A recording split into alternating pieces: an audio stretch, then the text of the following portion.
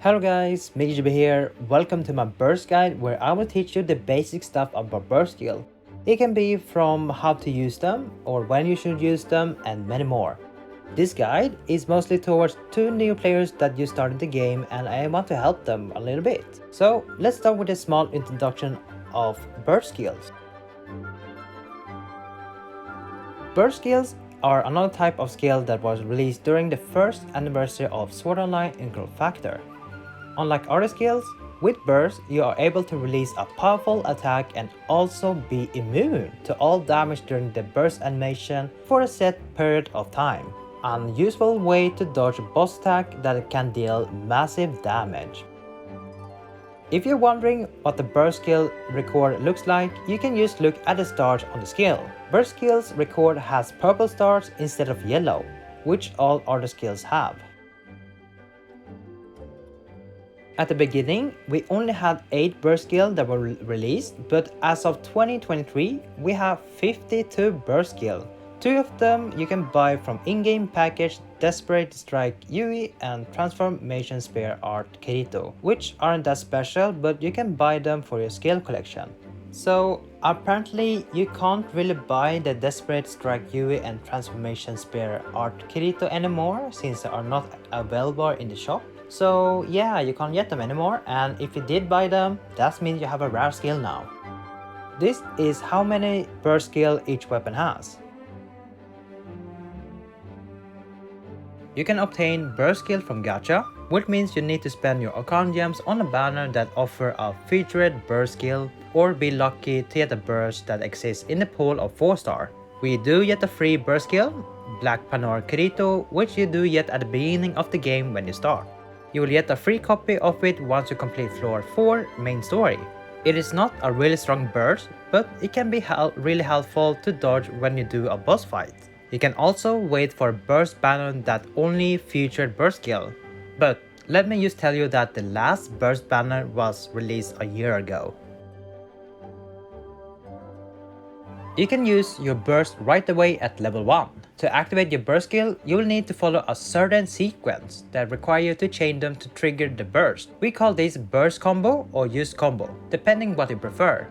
You activate the combo by simply landing a sword skill that meets the first requirement on an enemy. If it connects, the next required element will be displayed on the bottom of the part of the screen, along with the bar indicate that the time that you have left to trigger. If you have a skill that is different element than the specific or don't land a skill within the limit time, the combo will fail. Each burst has different burst combos, so make sure to follow them or you will lose the burst. For example, Black Panor Kirito. The sequence you need is slash, fire and fire. So you need to make a set that easily can activate the burst, and here is an example of a fire set with free to play skills. Now you know how to activate the bursts, and let's move on to 2 different settings that you can use for your burst combo. We have stock and chain. Stock and chain, there are settings for your burst skill which you can find in the equipment section. The stock will extend the burst state after completing the combo, when the burst is usable, which allows the player to wait for an optimal time to use the burst skill, as long as the player keeps using the skill to keep the timer running. Choosing this, the burst skill will not be counted as a combo, and you can lose the combo if you don't do any hits with your skill within the limit time, using the skill other than the specific element, or opening the menu. Unlike the stock, the chains make the burst skill count as a combo requirement for other burst skills. The chain make it easier to break your burst combo when you use your other skills after completing the burst sequence.